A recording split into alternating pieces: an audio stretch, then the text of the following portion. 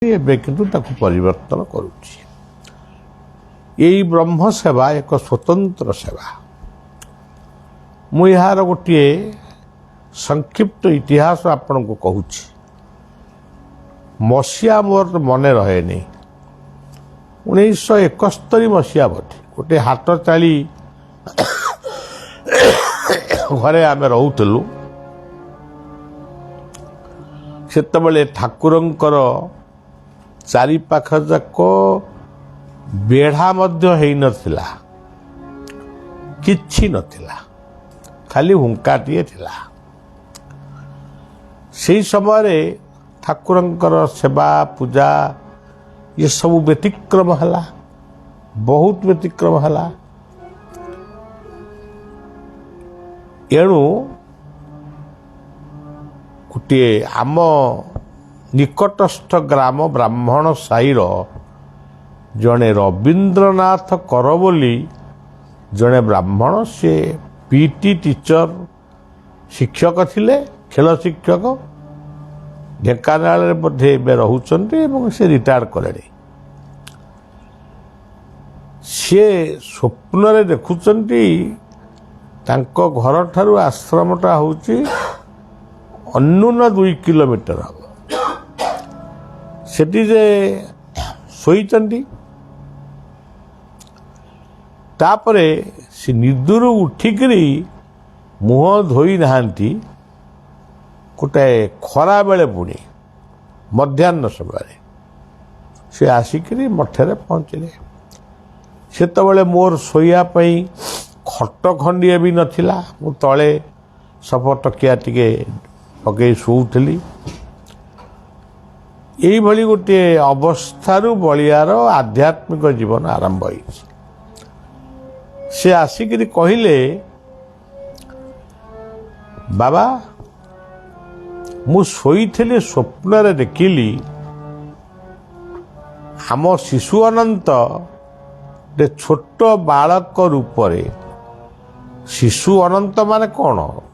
ଶିଶୁ ମାନେ ଗୋଟେ ପିଲାଳିଆ, ଗୋଟେ ପିଲା ରୂପରେ ଫୁଲମାଳ ପକେଇଛନ୍ତି, ଗୋଟେ ଜାଉଁଳି ବେତ ଧରିଛନ୍ତି। ସେ ପଶ୍ଚିମ ଆଡ଼କୁ ଯାଉଛନ୍ତି। ମୁଁ ତାଙ୍କୁ ବାଟରେ ଦେଖିଲି, ପ୍ରଣାମ କଲି। ମୁଁ କହିଲି, ଆପଣ କୁଆଡ଼େ ଯାଉଛନ୍ତି? ଆପଣ କିଏ? ନା, ମୁଁ ଶିଶୁ ଅନନ୍ତ। ଆପଣ କୁଆଡ଼େ ଯାଉଛନ୍ତି? ନା, ନାଇଁ, ଏଠି ବିଶ୍ରାମ ମିଳୁନେଇ, ଏଠି ସେବା ପୂଜାର କିଛି ନୀତି ନିୟମ ରହୁନେଇ, ତେଣୁ ମୁଁ ଏଠି ଆଉ ରହିପାରିବିନି, ମୁଁ ଯାଉଛି। ତ ମୋ ନିଦ ଭାଙ୍ଗିଲା। ଆପଣଙ୍କୁ ଏହା କହିବା ନିତ୍ୟାନ୍ତ ଜରୁରୀ ଥିଲା ଭାବି ମୁଁ ଆପଣଙ୍କ ପାଖକୁ ଆସିଛି। ଇଏ କଥା ଶୁଣିବା ପରେ ମୋର ମାନସିକ ଅବସ୍ଥା ବି ଖରାପ ହେଇଗଲା। ମୁଁ ସାଙ୍ଗେ ସାଙ୍ଗେ ଗାଦିଙ୍କର ଚତୁଃପାର୍ଶ୍ୱ ସଫା କରିବା ସହିତ, ମୋର ମନେ ଅଛି ସେତେବେଳେ ସେବକ ଥିଲେ ଧଡ଼ି ନନା,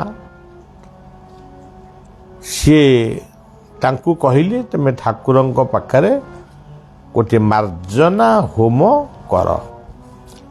ସେ ହୋମ ମାର୍ଜନା କରୁ କରୁ ରାତି ପାହିଗଲା। ତାପରେ ଆମେ ଯାହା ଉପଲବ୍ଧି କଲୁ ଯେ ଠାକୁର ସନ୍ତୁଷ୍ଟ ହେଲେ। ସେଇ ବର୍ଷ ଠାରୁ ଗୋଟେ ଆମର କାରିକା ହେଲା ଯେ ପୂର୍ଣ୍ଣମୀ ବାସୀ ଦିନ ମାନେ ପହୁଡ଼ ଠାକୁର ପଡ଼ିବେ। ତା ଭିତରେ ପୂଜା ହେବେ କିନ୍ତୁ ଦର୍ଶନ ହେବ ନାହିଁ। ଏମିତି କିଛି ବର୍ଷ ଗତ ହେବା ପରେ ତଥାପି ଆମମାନଙ୍କର ମନ ଠିକ୍ ଲାଗିଲାନି। ଘଣ୍ଟ ବାଜିବନି, ଘଣ୍ଟା ବାଜିବନି, ମୃଦଙ୍ଗ ବାଜିବନି, ଗିନି କରତାଳ ବାଜିବନି, ନାମ ହେବନି, ବଡ଼ ପାଟିରେ କିଛି ହେବନି। ଏମିତି ବହୁତ ଦିନ ବିତିଗଲା, ବୋଲେ 10 ବର୍ଷ ଖଣ୍ଡେ ବିତିଗଲା। ତାପରେ ମନ ଭିତରେ ଗୋଟେ ଚିନ୍ତନ ଆସିଲା, ବୋଲେ ନା, ଆମ ପ୍ରଭୁ ଜଗନ୍ନାଥ ଯେତେବେଳେ ଅନବାସର ଗୃହରେ ରୁହନ୍ତି, ସେତେବେଳେ ମଧ୍ୟ ତାଙ୍କର ସେବା ପୂଜା ହେଉଥିଲା। ତେଣୁ ସେଇ ବର୍ଷ ଠାରୁ ବ୍ରହ୍ମ ସେବା ନାମରେ ଗୋଟିଏ ସେବା ସୃଷ୍ଟି କରାଗଲା। ପ୍ରତ୍ୟେକ ଦିନ ଠାକୁରଙ୍କର ମାର୍ଜନା ପ୍ରାର୍ଥନା ବ୍ରାହ୍ମଣ ଦକ୍ଷିଣ ଦ୍ୱାରରେ କରିବେ। ବିଷ୍ଣୁ ସହସ୍ର ନାମ ଗୋପାଳ ସହସ୍ର ନାମ ଏସବୁ ହବ ଏବଂ ଠାକୁର ଯେମିତି ମଣିଷକୁ ଗୋଟେ କ୍ଳାନ୍ତି ହେଲେ ଆସିଲେ ଥକି ପଡ଼େ, ତାକୁ ଗୋଟେ ପାଚକ ପିଇବାକୁ ଦିଅନ୍ତି, ଗୋଟେ ଆୟୁର୍ବେଦିକ ଚିକିତ୍ସା। ଏଥି ମଧ୍ୟ ପ୍ରତ୍ୟେକ ଦିନ 7 ଦିନ ପର୍ଯ୍ୟନ୍ତ ପାଚକ କହିଲେ ଗୋଟେ ଆୟୁର୍ବେଦିକ ଚିକିତ୍ସା ନୈବେଦ୍ୟ ଅର୍ପଣ ହେବ। ଖାଦ୍ୟପେୟ ଜଣେ ବ୍ୟକ୍ତି ବହୁତ ଖଟି ସାରିଲା ପରେ ଯେମିତି ତା ପାଇଁ ଟିକେ ଭଲ ଖାଦ୍ୟପେୟ, ତା ପାଟିକି ଭଲ ଲାଗିଲା ଭଳିଆ ଖାଦ୍ୟ ଟିକେ ଯେମିତି ଖାଇ ସେ ଖୁସିରେ ଶୁଏ, ସେଇଭଳି ଭାବରେ ଏଠି ମଧ୍ୟ ପ୍ରଭାତ ମଧ୍ୟାହ୍ନ ଅପରାହ୍ନ ରାତ୍ରିରେ ଆଜି କ'ଣ ହେବ, କେଉଁ କେଉଁ ବ୍ୟଞ୍ଜନ ହେବ, ରାତିକି କେଉଁ କେଉଁ ବ୍ୟଞ୍ଜନ ହେବ, ସବୁ ଲିଷ୍ଟ ହେଇଯାଇଛି। ସେଇ ବ୍ୟଞ୍ଜନ ଗୁଡ଼ିକ ପ୍ରସ୍ତୁତ ହେବ ଏବଂ ଠାକୁରଙ୍କୁ ନୈବେଦ୍ୟ କରାଯିବ। ଯେଉଁ ସେବକମାନେ ଏଇ ବ୍ରହ୍ମ ସେବାରେ, ଯେଉଁ ଭକ୍ତମାନେ ଏ ବ୍ରହ୍ମ ସେବାରେ ଭାଗ ନିଅନ୍ତି, ସେମାନେ ଅର୍ଥ ଖର୍ଚ୍ଚ କରନ୍ତି ସତ, କିନ୍ତୁ ସନ୍ତୁଷ୍ଟ ହେଇକରି ଘରକୁ ଫେରନ୍ତି। ସେ ବ୍ରହ୍ମ ସେବାଟି ବିଶ୍ୱର ଶାନ୍ତି ପାଇଁ ତ ସବୁ ହେଉଛି ଏଠି, ସେମାନଙ୍କର ପରିବାର ଶାନ୍ତି ପାଇଁ ତାଙ୍କ ପାଇଁ ମଧ୍ୟ ହୁଏ। ତେଣୁ ସେଇ ସେବାଟି ଆଜି ଆରମ୍ଭ ହେଇଛି। ଅନେକ ବ୍ୟକ୍ତି ଗୋଟେ ଧାରାବାହିକ ଭାବରେ ବାନ୍ଧି ହେଇ ଯାଇଛନ୍ତି, ବ୍ରହ୍ମ ସେବା ଆମେ କରିବୁ। ଆଉ ଅନେକ ବ୍ୟକ୍ତି ଏହାକୁ ଜାଣିସାରିଲା ପରେ ଚିନ୍ତା କରନ୍ତି, ନେ ଆମକୁ ଟିକେ ସୁଯୋଗ ବି ଦିଆଯାଉ। ତେଣୁ ତୁମ୍ଭ ଲୀଳା ସିନା ତୁମ୍ଭଙ୍କୁ ଗୋଚର, କାହୁଁ ଜାଣିମଏ ବିଶ୍ୱ ଚରାଚର। ସେ ନିରାମୟ ପ୍ରଭୁ, ଆପଣମାନେ କଥା କଥାକେ କହନ୍ତି ଯଥା ଦେହି ତଥା ଦେବତା। ତେଣୁ ଆପଣମାନେ ଜାଣିଥିବେ ଆମର ଜଗନ୍ନାଥଙ୍କ ପାଖରେ ସ୍ନାନ ବେଦୀରେ ଜଗନ୍ନାଥ ସ୍ନାନ କରି ଅନବାସର ଗୃହରେ ଯେତେବେଳେ ରୁହନ୍ତି, ତାଙ୍କ ପାଇଁ ମଧ୍ୟ ଚେରମୂଳିକା ଭୋଗ ଲାଗେ। ସେ ଭୋଗ ବି ଆମେ ଖାଇଛୁ, ପାଚକ ଯାଉ କହନ୍ତି। ତେଣୁ ମର୍ତ୍ତ୍ୟ ମଣ୍ଡଳେ ଦେହ ବହି, ମର୍ତ୍ତ୍ୟ ମଣ୍ଡଳରେ ସେ ପୂଜା ପାଉଛନ୍ତି ମୂର୍ତ୍ତି ରୂପରେ ସତ, କିନ୍ତୁ ତାଙ୍କୁ ମଣିଷର ଚିକିତ୍ସା ଯାହା ସେଇଟା ହିଁ ତାଙ୍କ ପାଖରେ ଅର୍ପଣ କରାଯିବା ଉଚିତ। ତେବେ ଆଜିର ସେହି ପବିତ୍ର ଦିନ, ଆଜିଠାରୁ 7 ଦିନ ଆରମ୍ଭ ହେଲା। ଆଉ ଆମେ ସମସ୍ତେ ସୁନ୍ଦର ଭାବରେ ଏ ସମସ୍ତ କାର୍ଯ୍ୟକ୍ରମକୁ ଶେଷ କରିଛୁ। ଭକ୍ତମାନେ ବିଦାୟ ନେଇ ନିଜ ନିଜ ଘରକୁ ବାହୁଡ଼ି ଯାଇଛନ୍ତି ଏବଂ ଆମର ଯେଉଁମାନେ ବୈଷ୍ଣବମାନେ ବିଭିନ୍ନ ଆଶ୍ରମରୁ ଆସିଥିଲେ, ସେମାନେ ବିଦାୟ ନେବେ। ତଥାପି ଏଇ କାର୍ଯ୍ୟ ଭିତରେ ମଧ୍ୟ ଅନେକ କାର୍ଯ୍ୟ ରହିଛି। ଗୋଟେ ଇସଲାମ ପାଖ ପଡ଼ୋଶୀ ଇସଲାମିକ ବ୍ୟକ୍ତିମାନେ ପ୍ରସାଦ ପାଇବାକୁ ଆସିବେ, ତାଙ୍କ ପାଇଁ ଗୋଟେ ଭୋଜନ ପ୍ରସ୍ତୁତ ହେବ। ଏମିତି ସବୁ ବିଭିନ୍ନ କାର୍ଯ୍ୟକ୍ରମ ହେବ। କେଉଁ ଦିନ କ'ଣ ହେବ ମୁଁ ଆପଣମାନଙ୍କୁ ଜଣେଇବି। ବାୟା କହିଲେ, ଆମକୁ ଯେ ଜନ୍ମ ଦେଇଛି जे आमको लालन पालन करुछि ताकू जदि आमे भजन न करि पारिलु आम जन्म को दिक। प्रभु प्रकृति रूपिणी माँ है, ब्रह्म एक ईश्वर एक, किंतु प्रकृति रूपिणी माँ रूपर से आविर्भूत है, सी आमको लालन पालन करुछंती। आपण कौन लालन पालन करुछंती? पवन सृष्टि करिचंती आमे निश्वास नहीं बंचिबा पई। सूर्य सृष्टि करिचंती आमको उताप दबा पई। समुद्र सृष्टि करिचंती मेघ हवा पई। पृथ्वी सृष्टि करिचंती शस्य खाद्य पेय पई। आ सी लालन पालन करब कि? तेणु जदि आमे तांकु चिन्हि पारलु नहीं, जी आम बंचिबा पाई निश्वास रूपरे, जल रूपरे, अन्न रूपरे, छाया रूपरे, सौर शक्ति रूपरे, औषध रूपरे जी आविर्भूत है आमको सबू देइचंती। आमे जदि तांकु टिके भजन कलु नहीं, आमे खाली कहलु हाथ फात हलैगिरी आमे खाइलु, आमे शोइलु, आमे बसिलु, आमे कोठा कलु, आमे गाड़ी चढ़िलु, आमे प्लेन रे गलु, ट्रेन रे गलु, आमे यही गुड़ा खाली गप जानिछु। ये तमे केमिति कौन सब कल? जेनी कई लोक कहती मु ठाकुर पूजा कली, फूलमाल देली, चंदन घोरिली, धूप देली, दीप देली, नैवेद्य कली, काकरा पिठा, चकुली पिठा, बमुक पिठा, विभिन्न भोग देली। ताकू जदि पचरा जीव ये कौ जिनिस तू निजे सृष्टि करिछु? फूलटिया कौन तू सृष्टि करिछु? तू कौन सृष्टि करिछु चंदन? चंदनटा सारा आपे आपे गछ, ये गछटा प्रभु सृष्टि करिछन्ते ना। आउ तमे कौन सृष्टि कर? तमे कौन पवन सृष्टि करिछ? तमे कौन सूर्य को सृष्टि करिछ?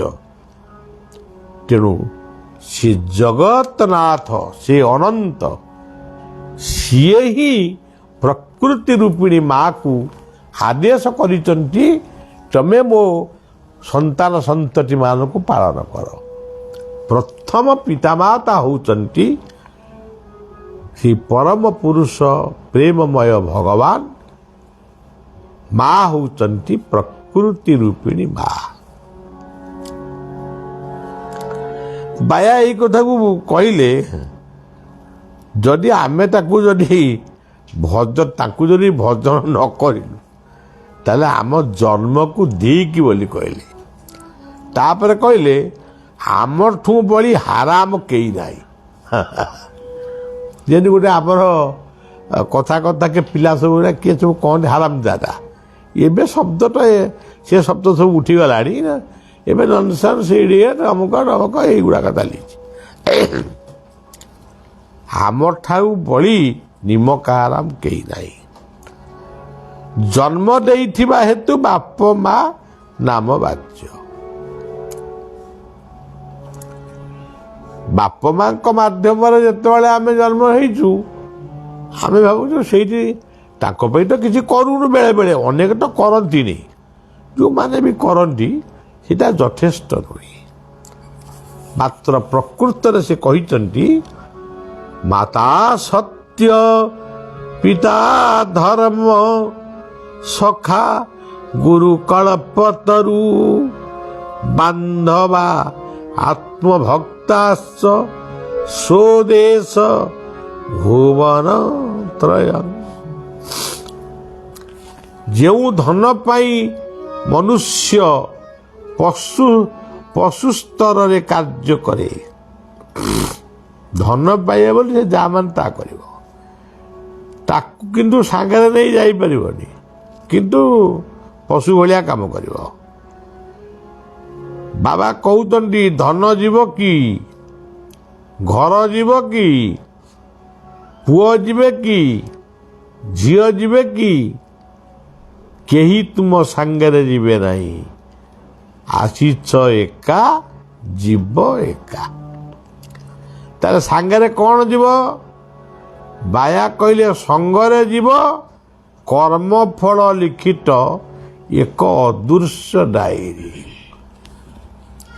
तमे कौन सबू जीवन रे करिच सेई गुड़िक लेखा होकर रही तमे जेतेबेले जीव से डायरीटा अदृश्य लेखाटी तुम सांगरे जीव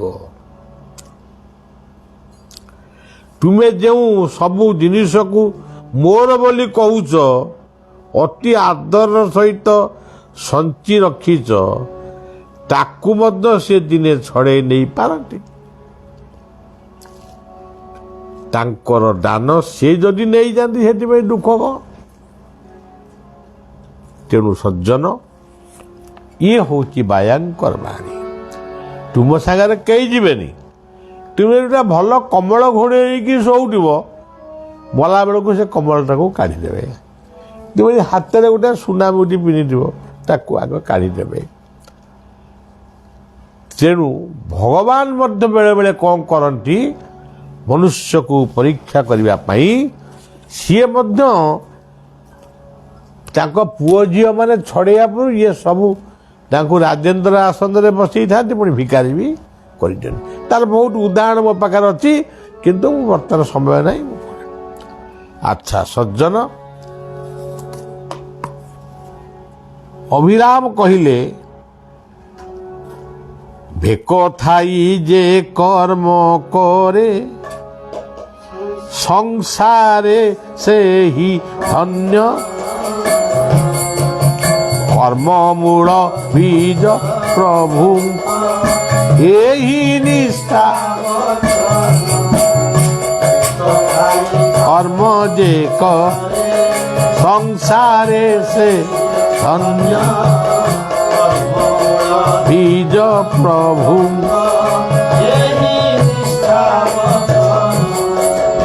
भागवत तो कहुई कर्म मोहर मूल बीज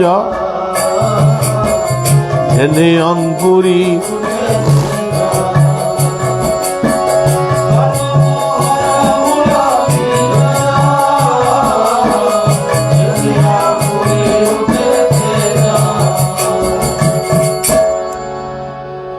खाली भेक पिंधिले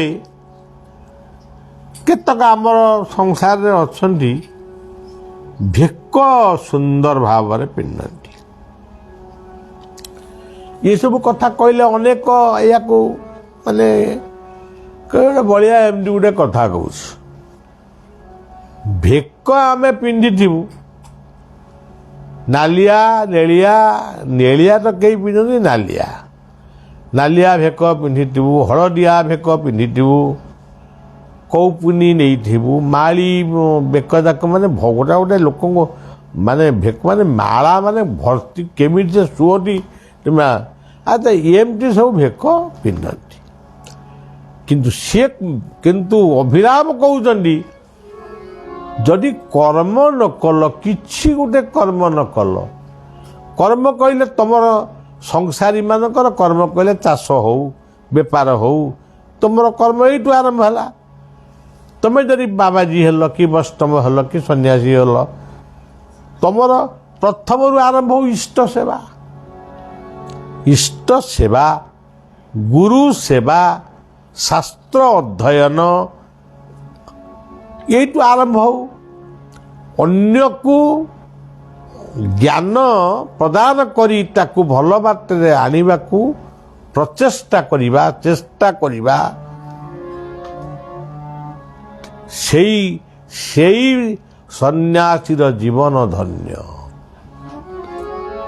आउ खाई पीकि भेक पिंधिकी बुलिब कौन लाभ ता द्वारा तमे गोटे देशर भी गोटे माने बड़ एक बोझ हो तेणु भेक पिंध तुम कर्मटा आरंभ हो इष्ट सेवारू गृहस्थार माने काम आरंभ हो तार पारिवारिक जीवनर कर्म एटा होची कथा ये मुझे आपण कही रखुची काली गत काली संध्यार बालेश्वर जिला अविभक्त बालेश्वर जिला सोरर जड़े पेडियाट्रिक डॉक्टर शिशु विभागर जड़े सुनामधन्य डॉक्टर पाखु गोटे फोन आसला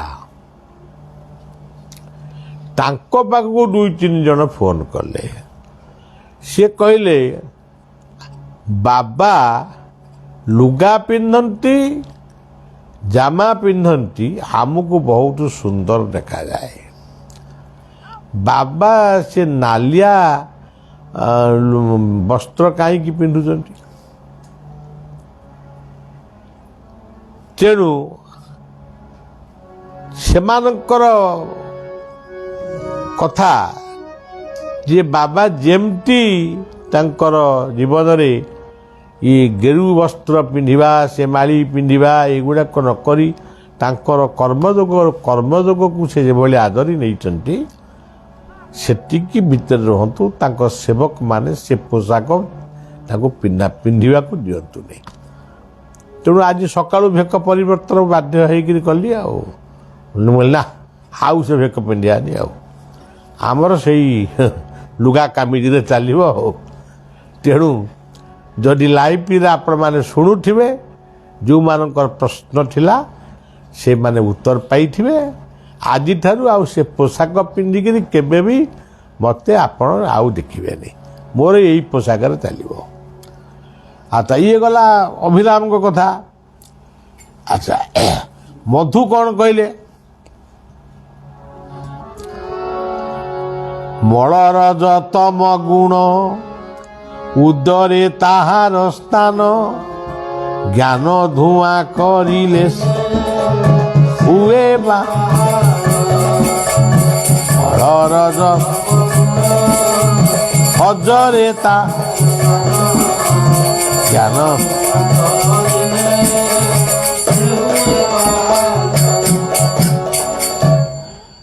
सी कहले ए आमरी भाया मनीष को कहले तमर मलमूत्र कौड़ी थाए पेटे थाए सेमती रजतम गुणटा सी मलमूत्र भली तम उदर भितर अच्छी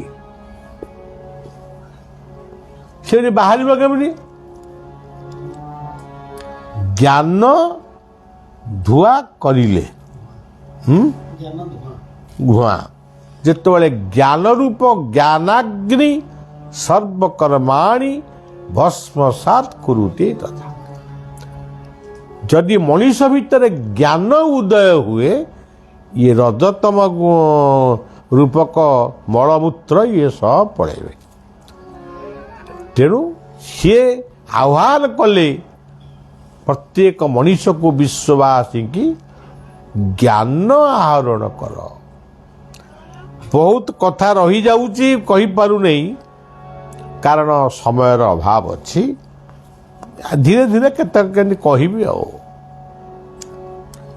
अनेक प्रश्न उत्तर बलियार ये गोटे बही ये कोरोना समय बाहरी प्रश्न अनेकंकर उत्तर बलियार या सी बहीटी नहीं अनेक भक्त माने प्रश्न पचारि ये सेवक जहाँ उत्तर देवा कथा देती ये बहीटी मगई पढ़तु पढ़िक बुझा चेष्टा करूँ अच्छा वैकुंठ कौन कहले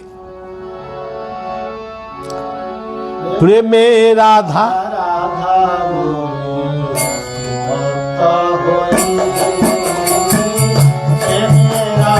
राधा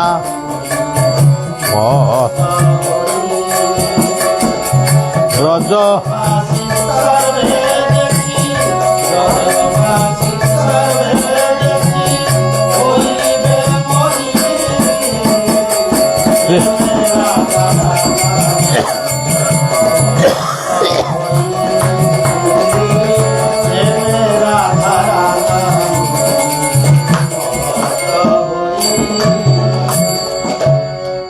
ନାଁଟି ତାଙ୍କର ବୈକୁଣ୍ଠ, କଥାଟି ବି ମଧ୍ୟ ବୈକୁଣ୍ଠ।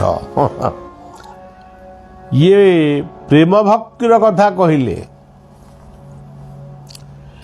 ଖାଲି କ'ଣ ଗୋଟିଏ ଲୋକ କୀର୍ତ୍ତନ କଲାବେଳେ ବହୁତ ରାଧେ ରାଧେ ରାଧେ ହେଇ ହାତ ଟେକି କହେ, ଝାଳ ନାଳ ଆଣ୍ଠି ହେଇଯାଏ। ଦିନେ ଗୋଟେ କୀର୍ତ୍ତନକୁ ସେ ଯାଇଥିଲା, ସତ କଥାଟା କହୁଛି। କୀର୍ତ୍ତନରେ କମ୍ପମାନ କଲା ରାଧେ ରାଧେ ରାଧେ, ଆଉ କିଛିଟା ପାଟିରେ ନାହିଁ, ଖାଲି ରାଧେ। ସେ ଯେମିତି କୀର୍ତ୍ତନ ତା ଟିକେ ସଇଲା, ଆଉ ଗୋଟେ ନୂଆ କୀର୍ତ୍ତନ ଦଳ କୀର୍ତ୍ତନ କଲେ। ତାକୁ ଗୋଟିଏ ଲୋକ କହିଲା, ହଇରେ ତୁ ସେଦିନୁ ମୋ ଠାରୁ ପଇସା ଧାର ନେଲଣୁ, 8 ଦିନରେ ଦେବୁ ବୋଲି କହି 8 ମାସ ହେଲାଣି। ଆଜି ଏଇଠି ଦବୁ ନା ପକେଇବି ଚାପୁଡ଼ା ତତେ? ସେ ମୃଦଙ୍ଗ ଫୃଦଙ୍ଗ ଯେଉଁ ପକେଇଥିଲା ବେକରେ, ତାକୁ ସବୁ କାନ୍ଧରେ ଥୋଇକିରି ତା ଗୋଡ଼କୁ ଧଇଲା। ଆଉ ହେଲା, ଭାଇ ମୋତେ ଏତେ ଲୋକରେ ଆଉ ଅପମାନିତ କରନା, ମୁଁ ୟା ଭିତରେ ନିଶ୍ଚୟ ଦେବି, ମୋତେ ଆଉ 2-3 ଦିନ ସମୟ ଦେ। ତେଣୁ ପ୍ରେମ ହେଉଛି ଗୋଟେ ସ୍ୱତନ୍ତ୍ର ସାଧନା।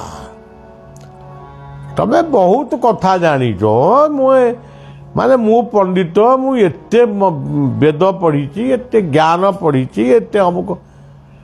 ତୋ ପାଖରେ ତ ଭଲ ପାଇବାଟି ନାହିଁ, ମମତା ନାହିଁ, ଶ୍ରଦ୍ଧା ନାହିଁ। ସେ ଜ୍ଞାନକୁ କ'ଣ ଚାଉଳ ଆମେ ଚୋବେଇ ଖାଇବୁ? ଯଦି ଜ୍ଞାନ ତୋ ପାଖରେ କମ୍ ଅଛି, ଯଦି ଭଲ ପାଇବାଟା ଅଛି, ମୁଁ ଦେଖିଛି ଆମ ସାଧୁସନ୍ଥ ରାଜ୍ୟରେ ଜଣେ ଜଣେ ବିଲକୁଲ କିଛି କହିପାରନ୍ତିନି, ସେ କିଛି ମୁଖସ୍ଥ କରିପାରନ୍ତିନି, କିନ୍ତୁ ଖାଲି ବାପା ଆଇଛ ଟିକେ ପ୍ରସାଦ ପାଇକିରି ଯାଅ, ଏତିକିରେ ତମ ପେଟ ପୁରିଯିବ। ତେଣୁ ଭଲ ପାଇବାକୁ ମନେ ରଖ, ପ୍ରେମ ହିଁ always you remember love is God. ଭଗବାନ ହେଉଛନ୍ତି ପ୍ରେମର ଅବତାର। ସେଇ କଥା ଭଗବାନ, ସେଇ କଥା ବୈକୁଣ୍ଠ ସୂଚେଇ ଦେଲେ ଯେ ପ୍ରେମେ ରାଧା ରାଧା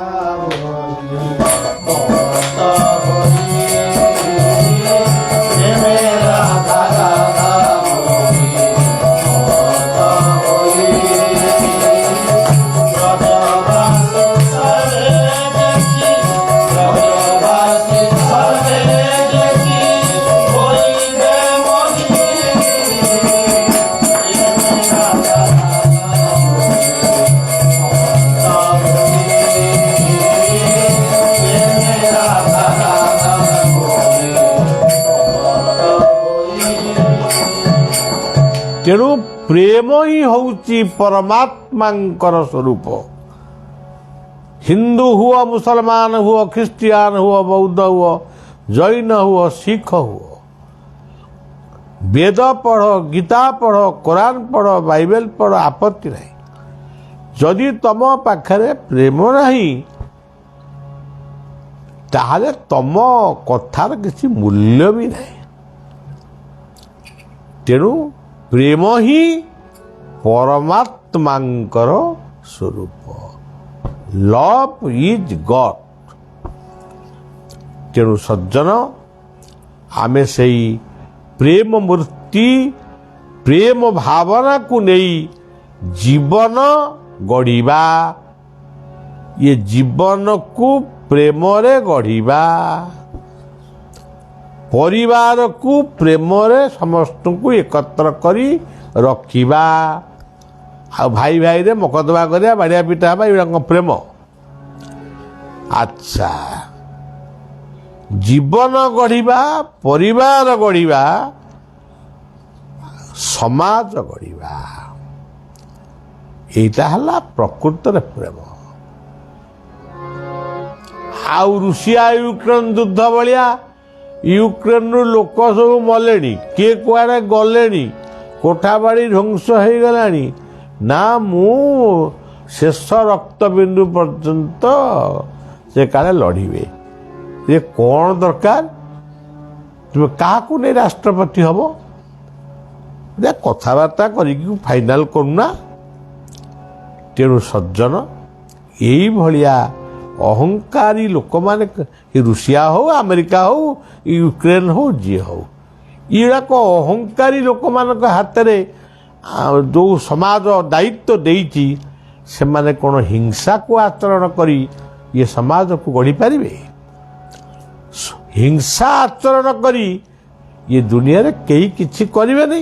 ଆମେ ଏମିତି କହୁଥିବୁ, ତମେ ଏମିତି ଶୁଣୁଥିବ, କିନ୍ତୁ ତମ ବାଟରେ ତମେ ଥିବ, କଥାକୁ ଏ କାନରେ ପୁରେଇ ସେ କାନରେ ବାହାର କରିଦେବ। ଏଇଆ ହିଁ ଚାଲିଛି ବର୍ତ୍ତମାନ ଆଉ ସମାଜଟା। ଆଉ ହଉ ସଜ୍ଜନ, ଆଜିର ଏଇ ପବିତ୍ର ବ୍ରହ୍ମ ସେବାର ପ୍ରଥମ ଦିନ। ଆଜି ସେବକ ଆଜିଠାରୁ 7 ଦିନ ପର୍ଯ୍ୟନ୍ତ ବ୍ରହ୍ମ ସେବା କରିବେ। କାହା ପାଇଁ କରିବେ? କ'ଣ ତାଙ୍କ ପଇସା ପାଇଁ କରିବେ? ବ୍ରହ୍ମ ସେବା କରିବେ, ସେ ପଇସା ନେବେ। ଇଏ ଗୋଟା କ'ଣ ବିଚାର? ଅର୍ଥ ନେବେ ପରିବାର ପ୍ରତିପୋଷଣ ପାଇଁ, କିନ୍ତୁ ସେବା କରିବେ ବିଶ୍ୱର ଶାନ୍ତି ପାଇଁ। ତେଣୁ ସେଥିପାଇଁ ଆମରି ପିଲା, ଆମର ଶିଷ୍ୟ ପ୍ରତାପ ନନା ଅଛନ୍ତି, ତାରିଣୀ ନନା ଅଛନ୍ତି, ଏମାନେ ସେବା କରିବେ। ଆଉ 7 ଦିନ ପର୍ଯ୍ୟନ୍ତ ପୁଣି ଗୋଟେ ଆନନ୍ଦ ସୃଷ୍ଟି ହେବ, ନିର୍ଜନ ନିରୋଳାରେ ହେବ। ଏଇଭଳି କଥା। ଆଉ କ'ଣ ବଳିଆ କହିବ? ସମସ୍ତଙ୍କୁ ଶୁଭେଚ୍ଛା ଦେଇ ରହୁଛି। ସମସ୍ତଙ୍କ ଜୀବନ ଧନ୍ୟ ହଉ। ଆମେରେ ଗଢ଼ିବା ଆମରି ଦୁନିଆ, ଗଢ଼ିବାରେ